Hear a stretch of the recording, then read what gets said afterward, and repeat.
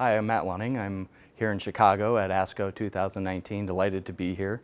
It's a beautiful day in Chicago, and here we are stuck inside doing interviews. So what I've been asked to speak on is kind of how patient selection is occurring with CAR T-cell therapy, specifically in aggressive lymphomas. Aggressive lymphomas, about 27,000 new cases per year.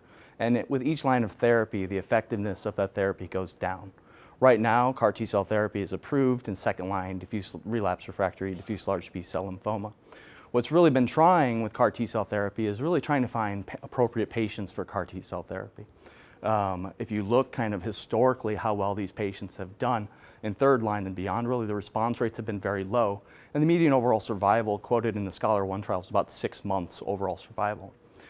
So because of that, the ZUMA-1 trial was done. That was in a relapsed refractory large cell lymphoma patient, and showed most recently results show about a 2-year progression-free survival of about 39%.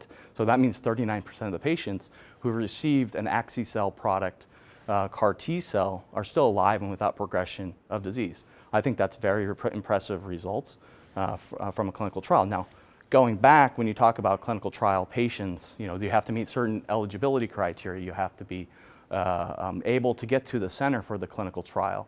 And so in the real world, we're really asking ourselves, can patients be treated with commercial CAR T-cell products in the real world? And how do you select patients that may not have met every single criteria for eligibility and exclusion, and how do they do? Well, that experience was looked at by Loretta Nassipul and her colleagues at this most recent ASH. And I think that really drove home the notion that in the real world, CAR T-cell patients may not meet eligibility as specified by the ZUMA-1 trial. In fact, about 40% of the patients would not have been eligible for ZUMA-1.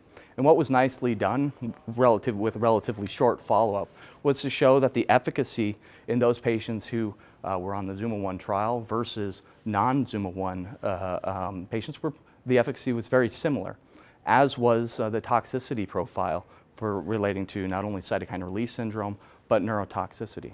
There were some factors that did fall out, like females appeared to do better in the real-world experience, and also those patients that met ZUMA-1 eligibility did appear to do better than those that didn't. However, it doesn't mean that those patients that didn't meet ZUMA-1 should not have the discussion about an offering or considering CAR T-cell therapy in the commercial environment. At ASCO 2019, currently, there's a look at age as a definition, which was not seen in the real-world experience from the Nassipul data set, that also kind of confirmed within the ZUMA-1 that age was not a good dichotomizing event to say no CAR T-cell or should get CAR T-cell based purely about an age cutoff at 65 years of age.